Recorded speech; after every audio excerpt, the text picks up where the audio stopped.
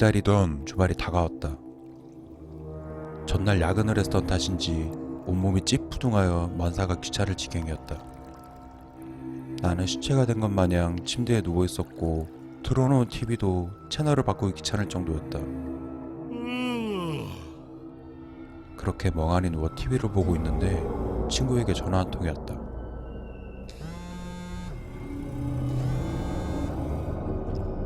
친구가 오늘 밤 자기네 할머니 집 앞에 있는 곳으로 낚시를 가자고 했다. 나 너무 피곤해. 다음에 가자. 단숨에 거절해서인지 친구는 토라진 듯 하였고, 알았어. 대신 운전은 너가 해라. 난 꿀같은 주말을 포기하고 친구 녀석과 낚시 따위를 하러 친구네 할머니 집에 가게 된다.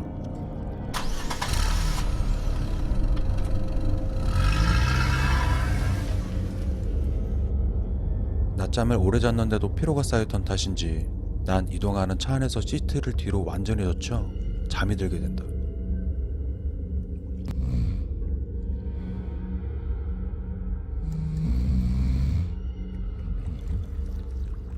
그러다 꿈을 꾸게 되었다.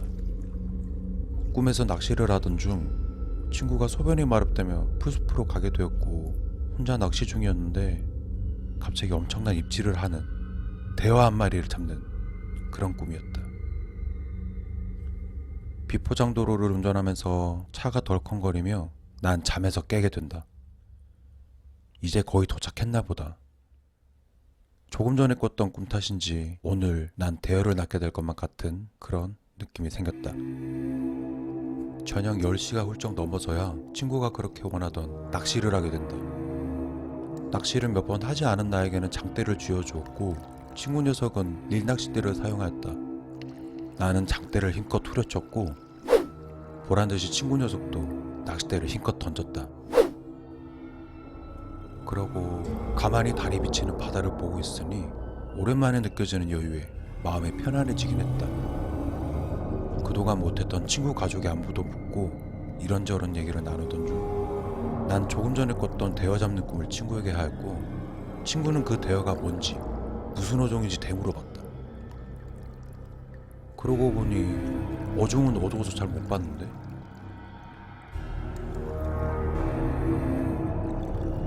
시간이 얼마나 흘렀을까. 입질이 너무었었다. 이건 해도 너무했다. 뭐라도 좀 잡아야 오늘 저녁에 맛있는 소주를 마실 텐데. 친구는 물때가 맞지 않아 낚시가 안 된다고 하더니 낚싯대를 접기 시작한다. 벌써 끝내려고? 친구는 오늘 같은 물때에는 장어가 잘 잡힌다고 하더니 줄낚시를 하려는 모양이다.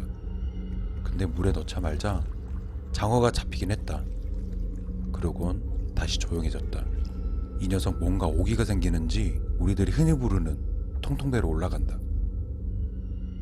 난 회사 생활에 찌들려 그동안 하지 못한 머릿속의 생각 정리를 하게 된다. 그러던 중 물에서 큰 고기가 물 밖으로 뛰는 듯한 소리를 듣게 된다. 물소리가 난 쪽으로 시선을 돌리니 그 소리는 물고기가 아닌 내 친구였고 난 그 상황이 뭐가 그리 재밌었는지 웃으면서 친구의 손을 잡고 바다에 빠진 친구를 끌어올렸다. 친구는 그 순간 짜증이 났었는지 화를 내며 하나밖에 없는 랜턴을 들고선 할머니 댁으로 옷을 갈아입으러 갔다.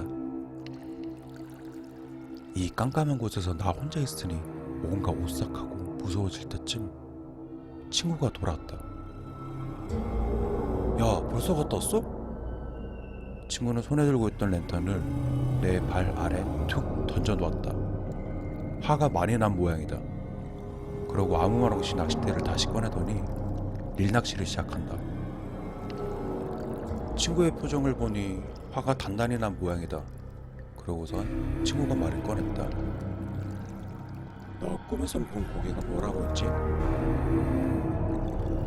친구 녀석의 목소리가 아니었다.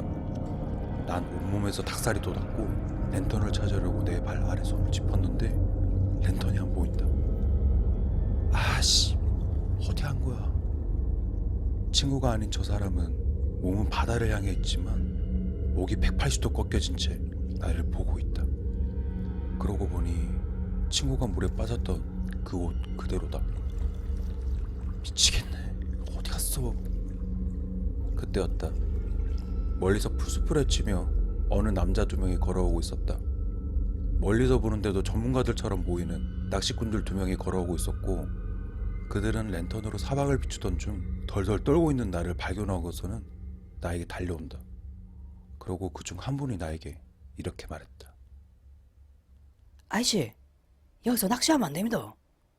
작년에 여기서 낚시꾼 한 사람 빠져 죽었다 아닙니까? 큰일 남대. 정신을 다시 차려보니 조금 전에 친구와 똑같이 하고 있던 그 사람은 안 보였고, 옷을 갈아입은 친구가 나에게 왔다. 나는 친구에게 너가 맞냐며 물어봤고, 친구는 엄청 황당해한다. 야, 우리 낚시 그만하자. 여기 너무 이상하다. 야, 난 친구에게 집으로 들어가 술이나 한잔 하자고 했다. 조금 전에 있었던 일을 친구에게 얘기했다. 내 얘기를 들은 친구는 눈을 크게 뜨고선 나를 똑바로 쳐다보면서 이렇게 말했다. 친구가 한 말은 내게 큰 충격을 안겨주었다. 친구는 배 위에서 줄낚시를 끄적끄적 하고 있었는데 내가 그 친구를 바다로 밀었다고. 그것도 크게 호탕하게 웃으면서 말이야. 그래서 친구가 당시에 화가 많이 났었던 것이었고, 친구가 할머니 집으로 옷을 갈아입으러 가면서 뭔가 이상한 점을 느꼈다고 하였다. 그 통통배는 작아서 사람이 올라왔다면 배가 기울어지는 느낌이 들었어야 했는데 그런 느낌을 전혀 느끼지 못했고, 걸어오는 소리조차 들리지 않았다고 했다. 그렇다. 그 당시 주변은 가로등 하나 없는 어두컴컴한 곳이었고, 그곳은 우리 둘밖에 없었다. 친구와 내가 조금 전에 본 사람은 혹시 조금 전에 어떤 아저씨가 말했던 그 낚시꾼이 아니었을까? 그리고 내가 꿈속에서 잡은 고기는 도대체 무엇이었을까?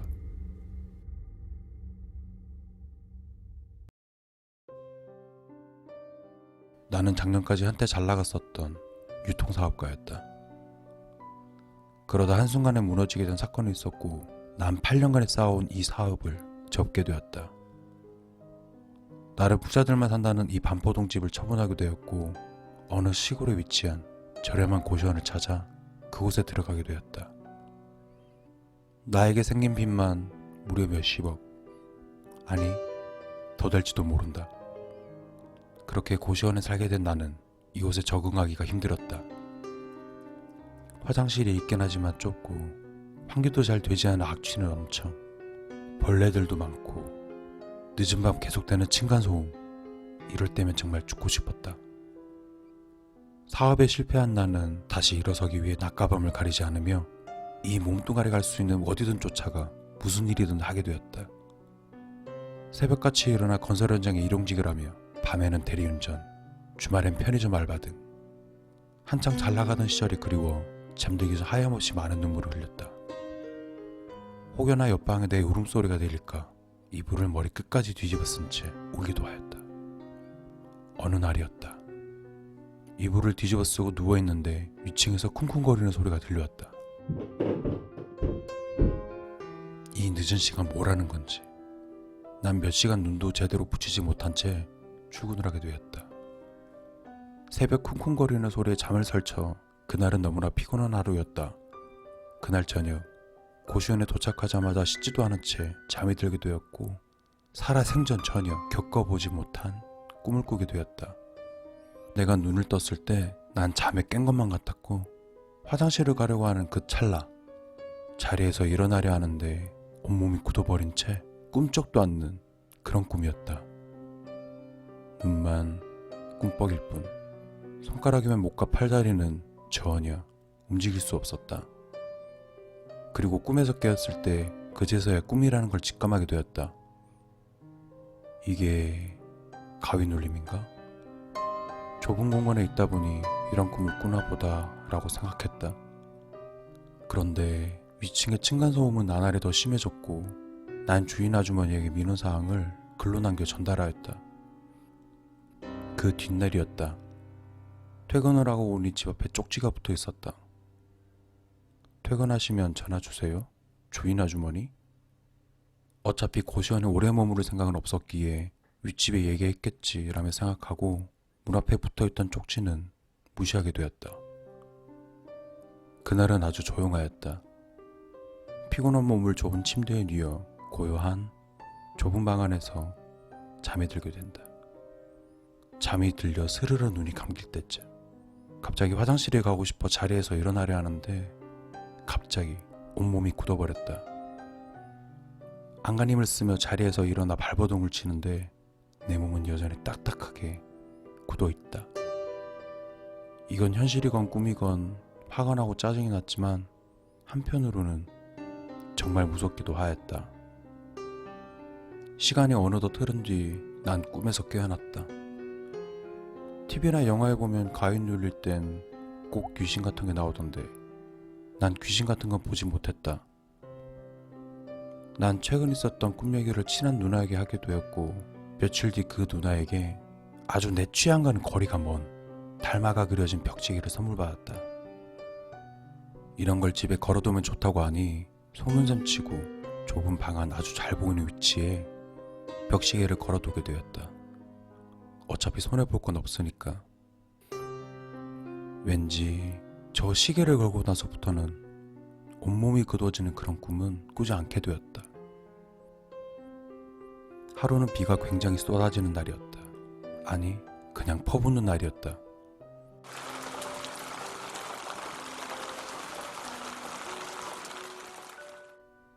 갑자기 쏟아지는 소나기에 우산 없이 비를 맞았고 너무 피곤한 나머지 축축하게 젖은 잠바를 달마가 그려진 벽시계 아래에 있는 옷걸이에 걸어두게 되었다. 그날도 어김없이 자려고 침대에 누웠는데 쏟아지는 빗소리가 너무 커 잠을 잘 수가 없었다. 내일 새벽 또 일찍 일어나야 했기에 난 이어폰을 끼고 잠이 들게 된다. 그 순간이었다. 뭔가 익숙한 이 찝찝한 느낌? 또 온몸이 굳어버릴 것만 같은 그런 느낌이 들었다. 그러고 손가락을 움직여보라 하였다. 예상대로 내 손가락은 움직이지 않았고 너무 화가 나 욕을 하고 싶었지만 목소리조차 나오지 않았다. 어차피 이 거지 같은 꿈에서 깨면 현실 올 거라는 생각에 난 그 순간 다시 잠을 자려 눈을 감았다. 시간이 지나고 눈을 떠보니 꿈에서 깬 듯 하였다. 아니, 아니었다. 여전히 내 몸은 딱딱히 굳어 있었다. 순간 극한 무서움이 다가왔고 목이 움직이지 않아 눈동자만으로 시선을 이리저리 둘러보니 주변에 사물은 내가 자기장 모두 그대로였다. 그때였다. 번개가 치면서 순간 불빛에 내 방은 환해졌고 벽에 붙어있는 달마시기가 눈에 띄었다. 저 시계도 이 꿈에는 소용없나 보다 라고 느낄 때쯤 갑자기 조금 전 걸어두었던 점퍼의 팔이 점점 올라간다. 그러더니 점퍼의 팔 부분이 시계 쪽으로 올라가더니 벽시계를 떨어뜨리려는 듯 그렇게 움직이고 있었다. 너무 무서웠다.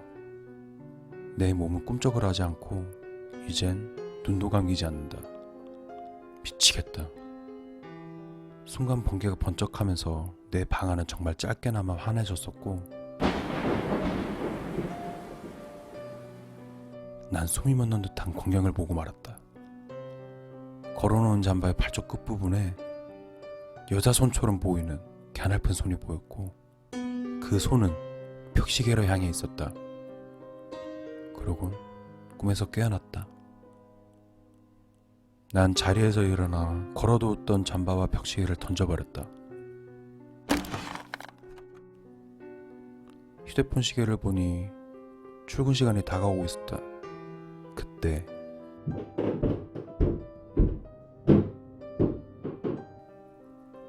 위층에서 쿵쿵거리는 소리가 또 들려왔고 이성을 잃어버린 나는 주인 아주머니가 계신 카운터로 가게 되었다. 난 아주머니에게 위층 사는 사람이 아직도 쿵쿵거린다며 소리를 지르면서 화를 내었다. 그러자 아주머니는 황당해 하시는 표정을 지으시면서 이렇게 말했다. 위층은 인테리어 공사 중이라 아무도 없어요. 그리고 공사는 낮에만 해요.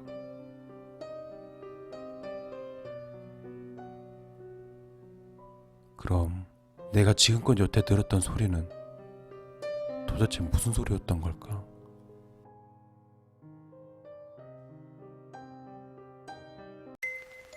난 사랑스러운 두 딸아이와 예쁜 아내를 둔 집안의 가장이자 오토바이 배달원이다. 아침 일찍 일어나 아이들의 유치원 등원 후 아내가 차려주는 아침을 먹고 오전 11시가 되면 배달 일을 시작한다. 내가 배달을 한 계기는 한 달 월급 200만 원도 되지 않는 월급으로 내 식구가 먹고 살려니 생계 유지가 어려워 시작하게 되었다.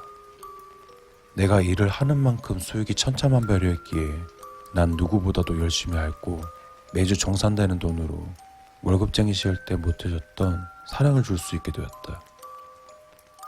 명품은 아니지만 창피하지 않을 만큼 고급스러워 보이는 예쁜 가방을 집사람에게, 그리고 딸아이들에게는 인형들과 맛있는 음식 등. 난 지금 내가 하고 있는 일이 너무나 만족스럽다. 우리 가족한테 큰 건 아니지만 작은 것에도 감동을 받고 행복해하는 가족들의 미소를 보니 어느 누구라도 열심히 하지 않는 사람은 없을 것이다. 난 여느 때와 같이 아이들의 등은 버스를 태워보냈다. TV를 보며 아내가 차려주는 음식을 기다리는데 월급쟁이로 가난했던 시절 어느 중고 사이트에서 구입한 인형이 눈에 띄었다. 그 인형은 우리 큰딸이 참 좋아했었다. 그러고 가만히 그 인형의 눈을 멍하니 쳐다보고 있는데, 근데 그 인형도 날 쳐다보는 듯한 느낌이었다. 이제 아이들에게 새 것만 사줘야지 생각하며 난 그 인형을 자연스레 버리게 되었다. 평소 아침은 간단한 빵이나 시리얼로 배를 채우곤 했었는데 그날은 잡채와 불고기 그리고 내가 좋아하는 찌개로 아침상을 와이프가 차려주었다.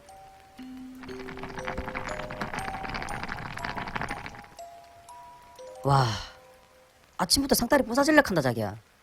맛있게 먹게. 그러고 난 11시를 훌쩍 넘긴 시각부터 일을 하게 되었다. 아침밥을 너무 많이 먹은 탓인지 배가 아파왔고 주변에 화장실이 없나 둘러보는데 요즘은 잠금장치가 있다 보니 비밀번호 없이는 들어갈 수가 없다. 그렇게 한참을 화장실을 찾던 중 저기 멀리서 오래된 상가 건물이 눈에 띄었다. 갑자기 찾아온 복통에 이 상가 건물의 화장실을 찾아 이곳에 오게 되었다.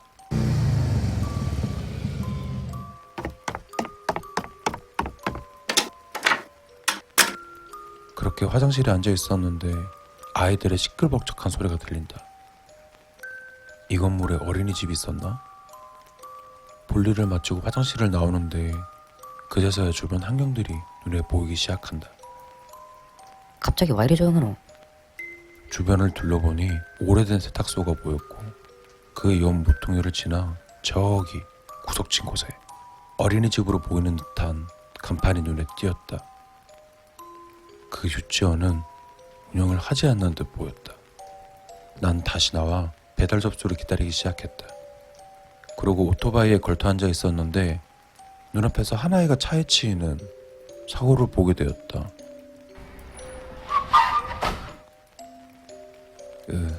끔찍하다. 그때 배달 접수가 되었고 난 그곳을 벗어나게 된다. 조금 전 교통사고 현장을 본 탓인지 기분이 매우 찝찝하였다. 그날 해가 질 무렵 저녁쯤이었다. 햄버거 배달 주문이 접수가 되었고 난 햄버거집으로 가게 된다. 가게에 도착하니 아직 배달 준비 중이었고 난 가게 앞에서 잠시 대기하고 있었다. 그러고 가만히 휴대폰을 보고 있는데 갑자기 아이들이 뛰어다니는 소리가 들려 고개를 들게 되었고 가만히 주위를 둘러보니 내가 들은 어린 또래 아이들은 보이지 않았다. 그러고 다시 고개를 숙여 휴대폰을 보는데 휴대폰 화면 뒤에 어떤 아이로 보이는 듯한 발이 보인다. 서서히 시선을 돌리니 어떤 아이가 내 앞에 서 있었고 그 아이와 나는 눈이 마주치게 된다. 꼬마야, 여기서 뭐하노? 얼른 엄마한테 가라. 아이는 말이 없었다. 그러다 주문한 햄버거가 나오고 난 그 아이를 뒤로 한 채 배달을 가게 된다. 주문한 음식을 배달하고 난 문득 그 아이가 다시 생각이 나. 나도 모르게 조금 전에 갔던 햄버거 가게로 돌아갔다. 그곳에 도착하니 그 아이는 안 보인다. 엄마한테 갔나 보다. 난 다시 배달 주문 접수를 기다리게 되는데 그날은 이상하게 주문 접수가 뜸했다. 그렇게 한참을 기다리다가 배달 접수가 되었고 난 피자집으로 가게 되었다. 그런데 피자를 주문한 곳이 조금 전 배가 아파 급하게 들른 상가 건물 유치원이었다. 뭔가 상당히 찝찝하다. 아까 봤던 그 유치원은 운영을 하지 않는 곳으로 보였었는데 뭐 대수롭지 않게 생각하고 난 음식을 받아 그곳으로 가게 되었다. 그곳에 도착하고 상가 건물 3층쯤에 위치한 유치원 창문 쪽을 쳐다보게 된다. 그 창문은 아이들 2명이 날 보고 있었고 난 얼른 건물로 올라가게 된다.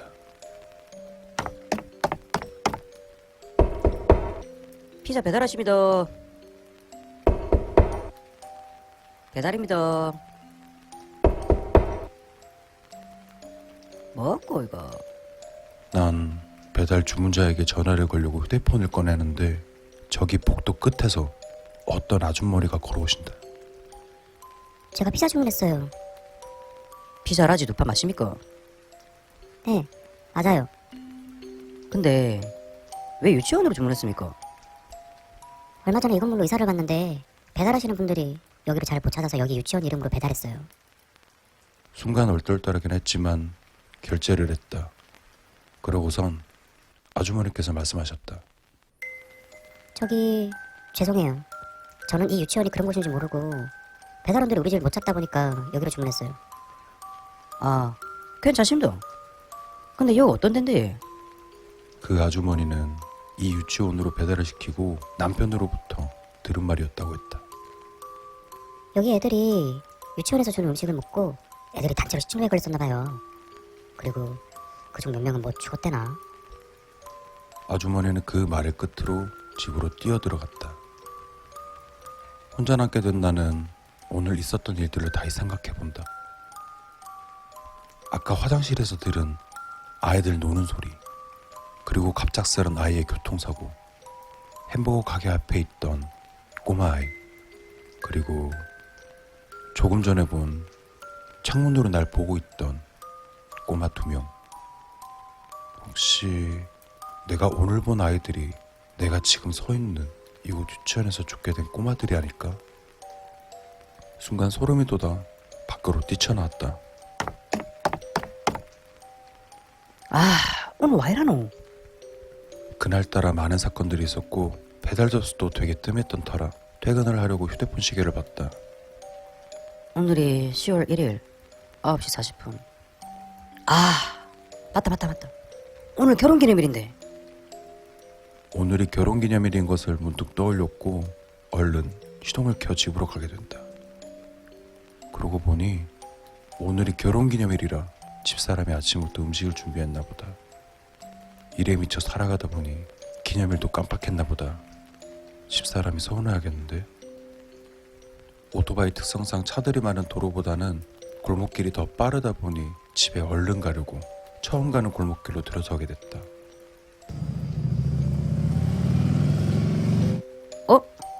뭐고? 저게 와 여기 있노? 아침에 버린 큰딸아이의 인형이 그곳에 있었다. 그 순간 골목이 끊긴 벽에 부딪히고 말았다. 한순간이었다.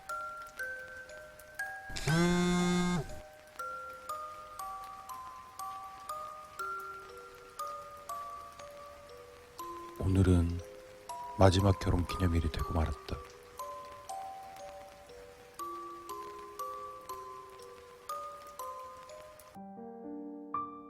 나는 5명도 채 되지 않는 이 작은 회사의 이과장이다. 규모는 작은 회사였지만 일본에서 대박이 난 제품이 있어 우리 회사는 작년부터 급성장을 하게 되었고 매출이 상승함에 따라 인원 확장도 필요해 보였는데 인력 채용은커녕 매일 야간 작업에 주말 특근까지 월급은 뭐 내 나이에 비해 꽤 높긴 했지. 친구들도 만나고 여자친구도 사귀었어야 했는데 매일 늦은 시간, 그것도 주말까지 회사에 틀어박혀 있으니 내 몸은 천근만근이었다. 어느 날 급하게 공장으로 출고시켜야 할 제품이 있었는데 제품을 포장하는 기계가 고장이 나는 바람에 우리 공장 직원들은 모두 하던 일을 멈추고 제품 포장을 하기 시작했다. 짜증나. 할 것도 많은데. 뒤이어 사장님의 등살에 밀려온 우리 회사의 유일한 여직원, 막내 여자 격리 사원이라 보더니 투덜투덜대기 시작한다. 내가 이런 것까지 해야 돼? 우리들은 아직 새파랗게 어린 여직원의 말투에 심기가 매우 불편해졌다. 그때 생산팀 공장장님이 그 여직원에게 한마디 하셨다. 야 임마, 그거 내려놓고 집에 가 임마. 그 말을 들은 격리사원은 들고 있던 장갑을 내려놓더니 자기 자리로 돌아간다. 그러고 5분 뒤 가방을 들고 이내 나가버렸다. 우리 회사의 직원은 5명에서 4명으로 줄게 되었다. 그래도 여자인데 공장장님이 조금 심하긴 하셨다. 며칠 뒤 얼마 전 퇴사한 격리 직원 채용 모집이 시작되었다. 이 과장, 나 오늘 일이 좀 있어서 먼저 간다. 오후 2시에 격리 면접 오니까 면접은 너가 봐. 사장님은 그래하고서 이력서 한 장을 내 자리에 올려두시고는 나가셨다. 난 올려놓은 이력서를 한번 훑어보고서는 책상 옆자리 구석진 곳에 올려놓았다. 오후 1시가 되었고 점심을 먹으러 회사 앞에 있는 식당에 가려고 했는데 그때 누군가가 노크를 하며 들어왔다. 높은 하이힐에 꽃무늬 원피스를 입은 여자. 혹시 면접 보러 오셨나요? 그녀는 고개를 끄덕이며 귀여운 미소를 띠고 있었다. 근데 면접 2시까지 오시기로 하신 거 아닌가요? 난 책상 위 구석에 있는 이력서를 다시 가져와 이력서를 보는데 사진이랑 얼굴이 완전 달랐다. 혹시 이호님 맞으세요? 사촌 동생이 아파 면접을 못 오게 돼서 자기가 대신 오게 되었는데 격리 업무를 해보았다며 자연스레 자리에 앉는다. 어리둥절했지만 난 그녀 앞자리에 앉았고 면접이 진행되었다. 난 여러 질문들을 던지게 되었는데 격리를 해본 게 맞나 싶을 정도로 황당했다. 메인 매출 관리이며 세금 계산서 발행, 지출 관리 등 우리 회사는 다른 회사 대비 업무 난이도가 상당히 낮은 편인데 돌아오는 대답은 대충 얼버무리거나 아예 모른다는 듯한 표정. 그녀는 시선을 땅 쪽으로 여기저기 바라보며 뭔가 망설이는 듯 하더니 말을 꺼냈다. 사실 격리 업무를 배우고 싶어 오게 되었고 정말 열심히 할 자신이 있다며 간절한 눈빛으로 날 쳐다봤다. 혹시 엑셀 같은 건 좀 하시죠? 우리 회사 격리 업무는 초보다 할 수 있기에 난 그녀를 가르쳐 우리 회사의 직원으로 만들기로 하였다. 그럼 내일부터 출근 가능하세요? 그녀는 고개를 끄덕이며 환한 미소를 띄었다. 그녀와 이런저런 얘기를 나누다 보니 좀 예쁜 것 같기도 하고. 그럼 내일 봬요. 면접이 그렇게 끝났고 사장님께 전화를 드렸다. 사장님, 조금 전에 면접 봤습니다. 근데 면접 오기로 하신 분이 몸이 안 좋으셔서 다른 분이 오셨는데요. 근데 일을 하고자 하시는 열정이 있으셔서 채용을 했습니다. 월급은 신입 연봉으로 책정하였고요. 낮은 연봉으로 채용해서인지 사장님께서는 알겠다고 하시며 전화를 끊으셨다. 그래하고 모르는 번호로 전화가 오게 됐다. 여보세요? 안녕하세요. 저 오늘 면접 보기로 한 사람인데요. 조금 전에 저희 인원 채용했어요. 뭐지? 사장님이 혹시 면접 예정자를 더 추가하셨나? 난 어리둥절한 전화를 끊고 밀린 업무를 하기 시작했다. 그래하고 그 뒷날, 난 평소 업무 시작 시간 전에 1시간 먼저 기다리는 습관이 몸에 배어 있어 그날도 어김없이 일찍 나가게 되는데, 그녀가 먼저 와 회사 앞 잠겨있는 문 앞에서 기다리고 있었다. 아, 일찍 오셨네요. 회사 문을 열고 들어가 들고 온 가방을 자리에 내려놓고 커피 한 잔을 건넸다. 사무실 중간에 위치한 테이블에 앉아 얘기를 나누는데, 아침 맑은 정신으로 그녀를 보니 어제보다 더 예뻐 보였다. 나도 모르게 묘한 느낌으로 빠져들고 있었다. 직원은 한두 명씩 출근하였고 근무는 시작되었다. 난 새로운 여직원에게 앞으로 하게 될 업무를 가르쳐 주려는 찰나, 제품 검사하시던 아주머니가 갑자기 일을 그만두겠다고 하셨고, 업무 진행에 차질이 생겨 새로운 직원에게 양해를 구하고 검사 업무를 시켰다. 그녀는, 그 신입 여직원은 내가 여태 회사 생활을 하면서 정말 누구보다도 열심히 하려는 모습이 너무 보기 좋았다. 그렇게 우리 회사의 막내 여직원은 싹싹하고 하는 성격에 우리 회사에 빨리 적응하게 되었다. 어느 날이었다.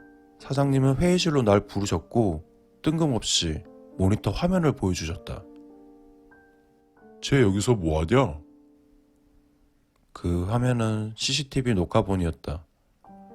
사장님께선 가끔 사람들 몰래 직원들의 근태를 CCTV로 관찰하곤 하셨다. 원래 그러시면 안 되는데.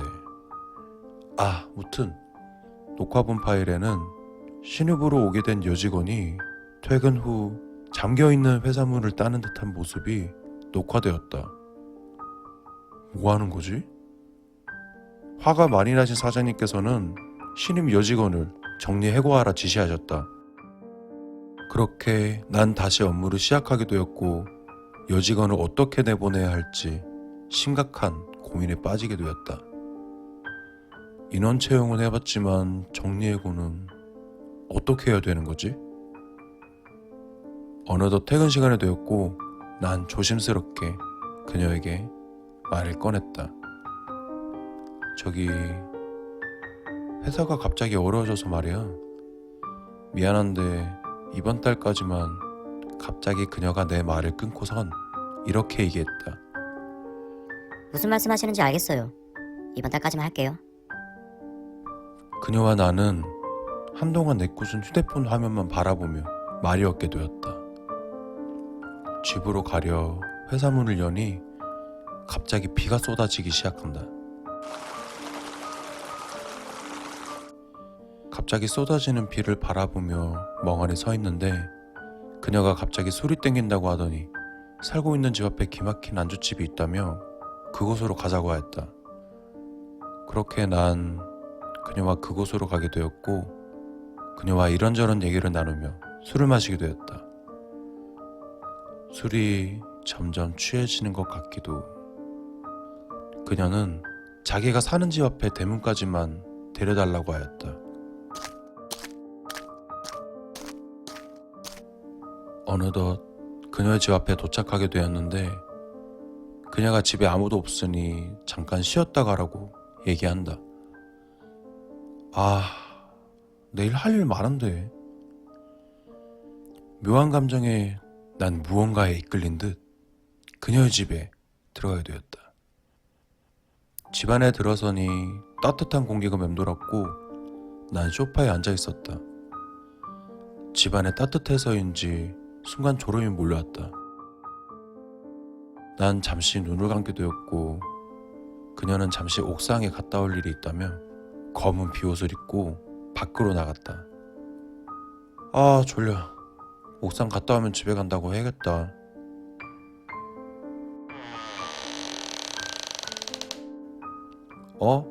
왔어? 나 이제 가봐야겠다. 그녀는 내 앞으로 다가왔고, 빗물이 묻어있는 모자를 둘러쓴 채 빗물이 뚝뚝 떨어지면서 나에게 이렇게 얘기했다. 이 과장님, 이 과장님은 제가 싫으세요? 창문으로 비치는 가로등 불빛이 이 어두운 거실을 비추고 있었고 그녀는 모자를 쓰고 있어 눈과 표정이 보이지 않았다. 그저 자기가 싫으냐고 묻는 입모양만 보일 뿐. 그때 전화가 온다.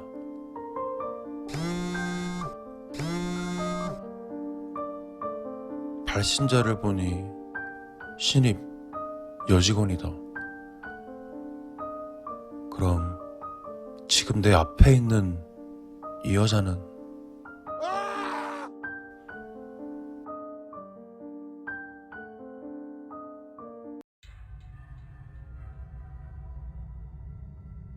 이 이야기는 작년 여름에 겪었던 일이다. 당시 사귀던 여자친구가 있었는데 어떤 사건의 계기로 우린 크게 다툰 적이 있었고 그날 우리는 이별을 결심하게 되었다.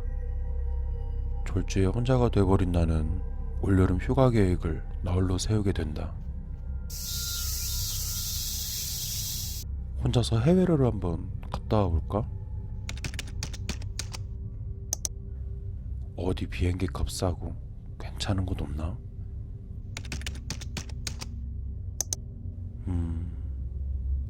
인터넷 검색 중 우연히 일본의 작은 도시인 니코시라는 곳을 찾게 된다. 그래, 여기다. 이곳은 유명한 작은 산악 도시이며 주젠지오라는 호수에서 보트도 탈 수 있고 혼자 여행하기에 아주 최적화된 장소인 듯하였다. 상상만으로 마음이 들떠 뒷날 비행 티켓을 바로 구매해버리고 말았다. 그리고 나름 저렴한 가격으로 운영하고 있는 숙박업소도 아주 운 좋게 발견하였다. 기다리던 여름 휴가가 시작되었고 난 일본행으로 향하는 비행기에 몸을 실었다.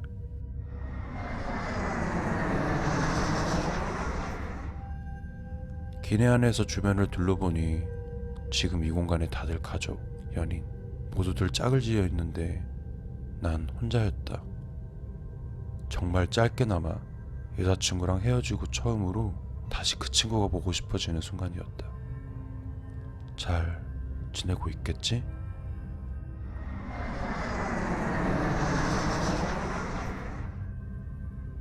고민도 잠시 창밖을 보며 이런저런 화상을 떠올리며 그토록 오고 싶었던 일본에 도착하게 되었다. 혼자 오는 여행에 무슨 일이 생길지 모르니 이것저것 챙기다 보니 짐이 한가득이었다. 난 인터넷으로 알아본 저렴한 숙소로 이동하게 된다. 모호테루니 이때 쿠다사이. 그때 택시기사 아저씨께서 말씀을 거셨다. そこには危ないですか？何の用事で行きますか？ 히토리데 아소비니 키마시다. 기사분께서는 룸미러에 고개를 내밀어 눈을 크게 뜨시고 한번 쳐다보시고는 고개를 살짝 절레절레 흔드셨다. 뭐야? 멍하니 창밖을 보다가 어느새 도착한 듯하였다. 그런데 숙소 건물을 보니 한국에서 찾아봤던 곳이 맞긴 했지만 위치를 잘못 봤나? 한국에서 미리 찍어둔 숙소 사진들을 다시 봐도 사진 속에 보이는 이 건물이 맞는 듯 하였지만 여기가 니코시라는 곳이 맞나? 의문이 들었다. 관리가 되지 않는 듯한 자연 그대로의 모습, 거리엔 누군가 버리고 간 듯한 쓰레기들, 그리고 주변엔 아무것도 없다. 여름인데도 매미 새끼 한 마리가 없었다. 그냥 거대하게 자란 나무와 바람에 굴러다니는 쓰레기들 뿐 아무것도 보이지 않았다. 다른 곳을 찾아가려고 했지만 날씨도 무척 덥고 지금 내 앞에 있는 무거운 가방을 들고 다니기가 너무 힘들었다. 그때 시원한 에어컨 바람이 너무 쐬고 싶었다. 어차피 혼자 오게 된 여행, 그냥 저렴하게 놀자는 생각으로 음산해 보이는 그 숙소로 들어가게 되었다. 숙소 문을 열게 된 순간 그날이 한여름 땡볕의 날씨였는데도 이곳은 공기가 굉장히 습하다는 게 느껴질 정도로 꿉꿉한 공기가 진동을 하였다. 방 안은 괜찮겠지? 난 주변을 이리저리 둘러보며 계산을 하게 되었고 4층에 위치한 방으로 가게 되었다.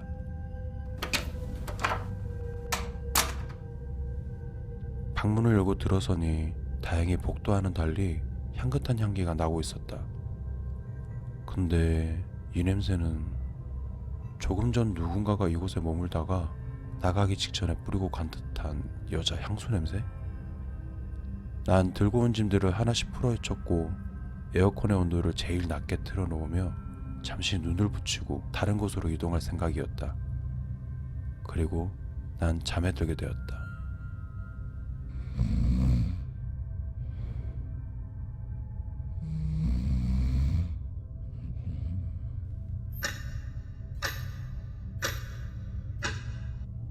눈을 떠보니 어두컴컴한 밤이 되어 있었다. 아씨, 알람이라도 맞춰놓을걸. 1년에 딱 한 번뿐인 휴가 기간에 잠이라니, 그것도 이곳에서. 난 부랴부랴 씻으러 화장실로 가게 되었다.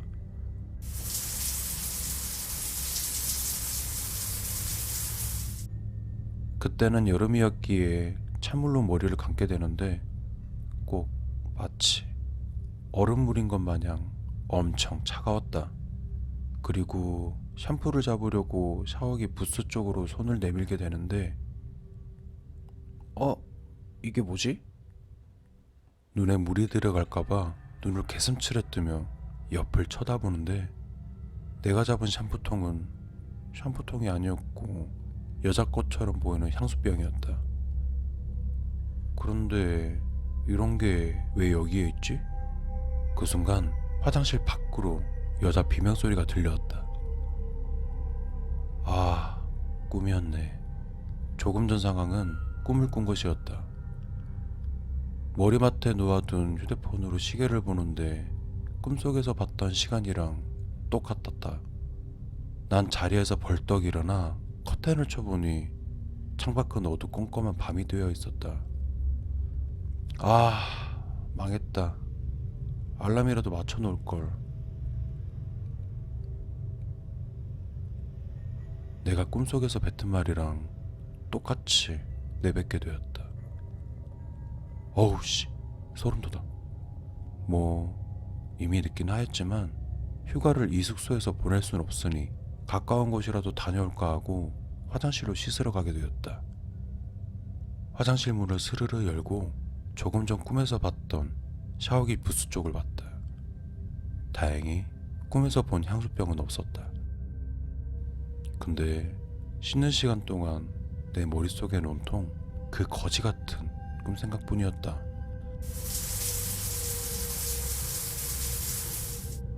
그러고 씻고 나와 머리를 말리다가 시선을 이리저리 둘러보는데 화장대에 비치된 긴 로션통 뒤에 짧은 통 같은 게 갑자기 눈에 들어오게 되었고 무심코 그곳으로 손을 뻗었다. 천천히 그 통을 꺼내는데 아씨, 이런 게 왜 여기 있어? 그것은 내가 꿈에서 본 여자의 향수병이었다. 헤어드라이기를 내려놓고 난 멍하니 침대에 앉아 그 향수병을 뚫어지게 쳐다보게 된다.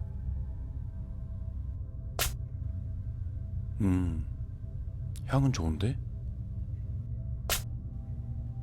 향수를 왼쪽 오른쪽 목에 한 번씩 뿌렸고 다시 머리를 말리기 시작했다. 그때 다급하게 누군가 문을 두드리기 시작한다. 숙소 사장님이신가 하고 자연스레 문을 열게 되는데 50대 초중반쯤으로 보이시는 아저씨 한 분이 계셨다. 나는 무슨 일이냐고 물어봤고 그 아저씨께서는 내 질문에 대답을 하시지도 않고서는 다짜고짜 신발도 벗지 않은 채 내 방에 들어왔다.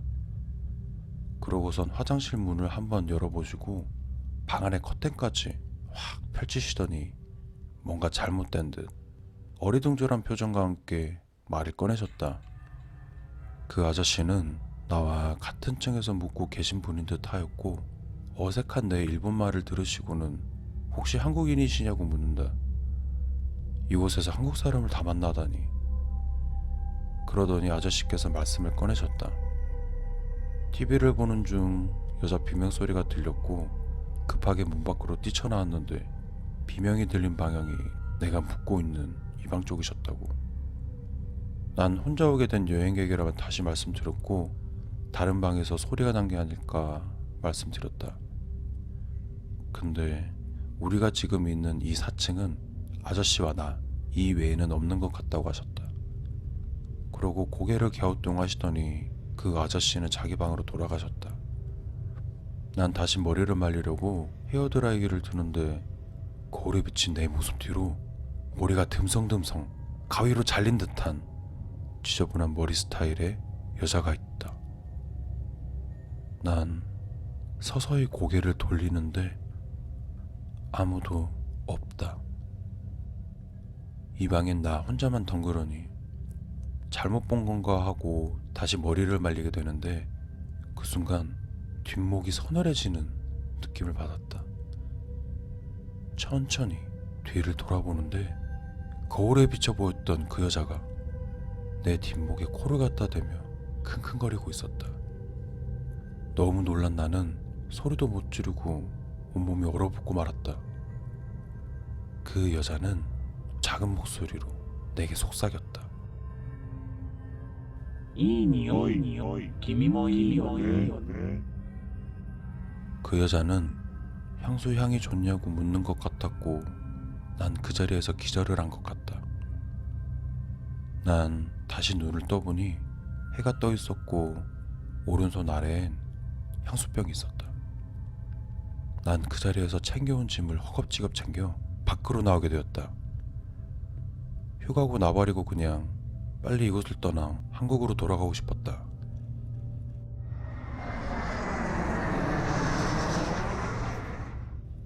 우여곡절 끝에 난 집에 오게 되었다. 이번 휴가는 망했다. 난 트렁크의 짐을 하나씩 풀게 된다. 당시 숙소에서 너무 급한 나머지 휴대폰 충전기와 여러 옷들을 놓고 온 것 같다. 그런데 난 그 숙소에 있던 향수병을 들고 오고 말았다. 그러고 나도 모르게 천천히 뒤를 돌아보는데 그 여자가 내 뒷목에서 킁킁거리며 내 뒷목 냄새를 맡고 있었다.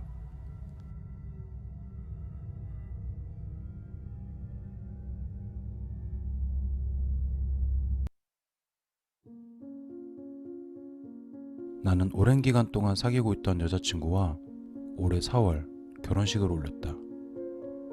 결혼식을 올리기 전 많은 우여곡절이 있었지만 우린 많은 사람들의 축복을 받으며 결혼에 성공했다. 우린 신혼집을 알아보던 중 지금의 아내와 의견 충돌이 너무 많아 지긋지긋하게 자주 싸우게 되었다. 몇 년 전 사기를 당하지 않았더라면 이렇게 싸우지 않고 아내가 바라던 집에 갈 수 있었는데 그렇게 신혼집을 알아보던 3개월째 아내는 오랜 기간 충돌 끝에 지쳤는지 이내 내가 원하던 저렴한 곳으로 가자고 하였고 우린 각자의 짐을 챙겨 이사를 하게 되었다. 이사 당일 난 아침 일찍 일어나 그날 이사하게 될 신혼집에 미리 가 있었다. 1시간 정도 뒤 아내의 짐들을 가득 실은 트럭에 도착했고 이사를 도와줄 처남도 같이 왔다. 그렇게 우리 셋은 짐들을 하나하나 옮기기 시작했다. 어느덧 점심때가 되었고 배고픈 처남은 배를 위아래로 쓰다듬으며 이사하는 날에는 짜장면이라고 중국집에서 먹자고 했다. 이 동네는 처음 와봐서 어디가 맛있게 잘하는 중국집인지 몰라 휴대폰으로 검색하고 있었는데 처남이 어디서 중국집 전단지를 들고 왔다. 아내는 중국집은 다 거기서 거기라고 말하며 전단지에 나와 있는 곳으로 주문하라고 했다. 여기 빌라 101호인데요. 짜장면 2개랑 볶음밥 하나 갖다 주세요. 전화를 끊고 손에 들고 있던 전단지를 버리려고 하던 찰나 아내는 이 가게가 맛있을지 모르니 전단지를 다시 보관하라고 했다. 이 전단지 어디서 가져온 거야? 처남은 싱크대 쪽으로 손가락질했다. 나는 싱크대 아래에 있는 서랍을 열게 된다. 근데 그 서랍 안에는 뚜껑이 있는 작은 항아리가 있었고 그것을 꺼내들었다. 그러자 아내는 이사 온 집에 전 사람이 놓고 간 물건은 버려야 된다며 항아리 안에 어떤 게 들어있는지 확인도 하지 않고서는 쓰레기 봉투에 담아버렸다.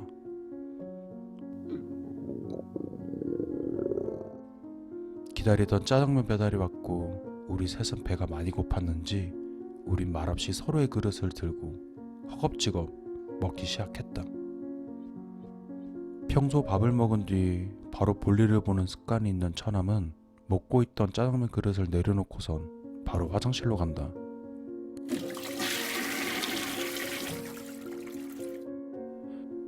화장실을 다녀온 처남이 다짜고짜 무슨 재밌는 일 있냐며 왜 웃었냐고 물어본다. 나와 아내는 아무 말도 하지 않았고 서로 휴대폰만 보고 있었는데, 처남, 우리 아무 말도 안 했는데? 그러자 처남은 발끈하며 얘기했다. 화장실에서 볼일을 보던 중 나랑 아내가 웃는 소리가 들렸다고 한다. 근데 그 웃음소리가 기분이 나빴다나? 마치 화장실에 간 처남을 비웃기라도 하듯이 웃는 소리가 들려 볼일도 제대로 못 봤다고 말했다. 에이, 2층에서 난 소리겠지.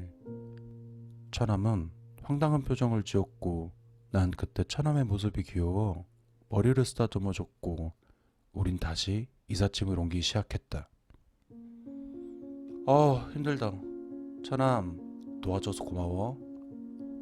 해가 지고 나서야 이삿짐을 다 옮기게 되었고 처남에게 용돈을 손에 쥐어주며 집으로 보냈다. 당일 너무 피곤한 나머지 짐 정리도 다 하지 못하고 거실의 짐들을 한쪽으로 몰아 이불을 피고 아내와 잠에 들게 되었다.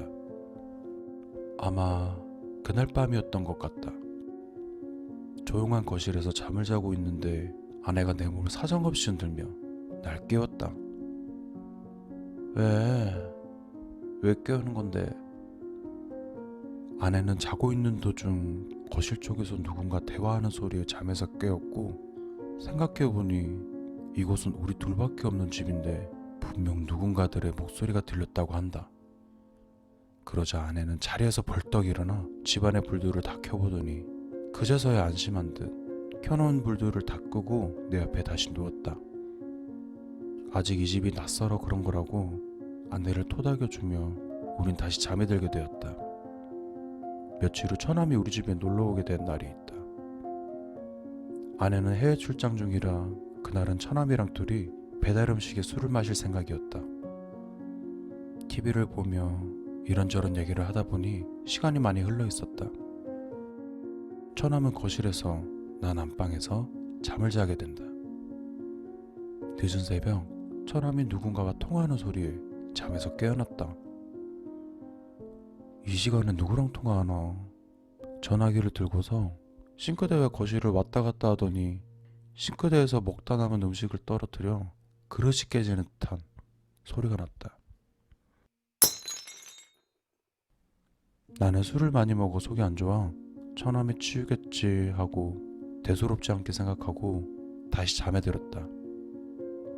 그때였다. 분명 거실에는 처남 혼자 있는데 처남이 말을 하자 어떤 여자의 말소리가 들려왔다. 순간 잠에서 깨버린 나는 처남의 통화 소리에 귀를 기울였다. 처남은 어떤 여자와 말을 하고 있는 것이다. 이 시간에 누구야? 난 곧바로 거실로 나왔다. 뭐야? 소리가 났었던 주방을 보니 그곳엔 아무도 없었고 처남은 거실 한가운데 자고 있었다.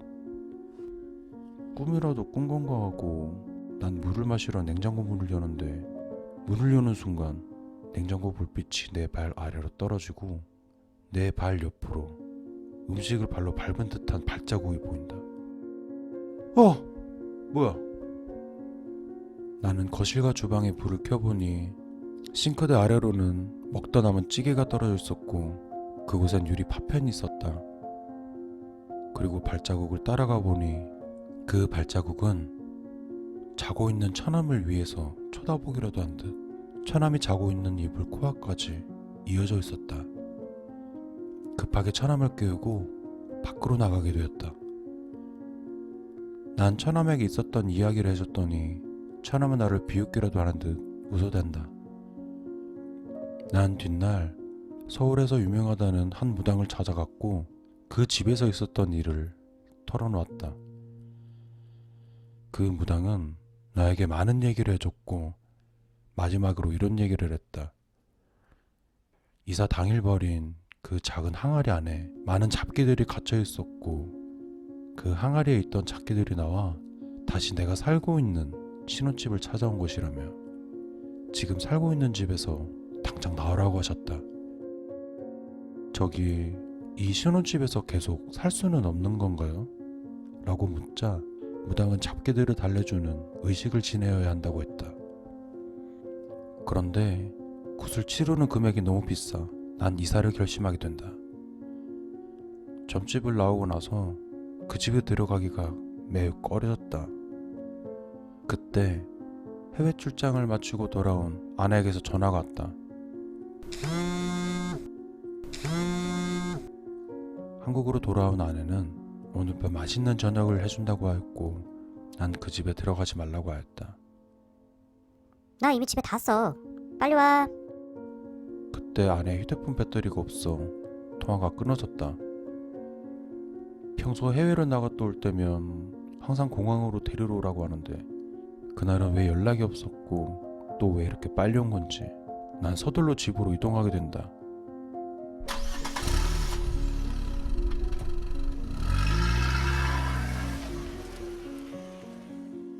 도착하니 집에는 아무도 없었다. 그때 아내에게서 전화가 왔다. 그 순간 갑자기 화장실 안에서 누군가 얘기하는 듯한 말소리가 들려 걸려온 아내의 전화를 뒤로 하고 화장실 문을 열게 되는데 그 순간 집안의 모든 불들이 꺼져버렸다. 꼭 누군가 차단기를 내린 것처럼 난 휴대폰 후레쉬를 켜려고 한다. 휴대폰 화면을 터치하고 후레쉬 버튼을 누르는 순간 발자국이 보였다. 난 후레쉬로 발자국을 비췄고 나도 모르게 그 발자국을 따라간다. 그 발자국은 싱크대 앞에서 끊겨 있다. 난 멍하니 그 발자국을 쳐다보는데 그 순간 거실과 부엌에 환하게 빛이 들어오고 이내 아내가 들어왔다. 싱크대에 움츠려 있는 아내가 나를 보고선 양손 가득 들고 시장 바구니를 내려놓고 뛰어왔다. 다시 정신을 차려보니 조금 전에 보였던 발자국은 안 보인다. 그 일이 있고부터 우리는 신혼집을 한 달을 비우게 되었고 우린 지금 다른 곳으로 이사와 잘 지내고 있다. 글을 쓰고 있는 지금 이 순간도 그때를 떠올리면 의문점이 남는다. 이사하던 날 그 항아리를 버리지 않았더라면 무슨 일이 있었을까? 밤중에 들은 대화 소리는 혹시 무당이 말했던 잡기들이었나? 또 그날 내가 봤던 발자국은 혹시 그들이었나? 난 그 일이 있었던 뒤로 내 주변 사람들에게 이 얘기를 해주게 되었고 모두들 내 말을 믿지 않았다. 세상에 그런 허상이 어딨냐며 그럼 니네들이 직접 겪어보던지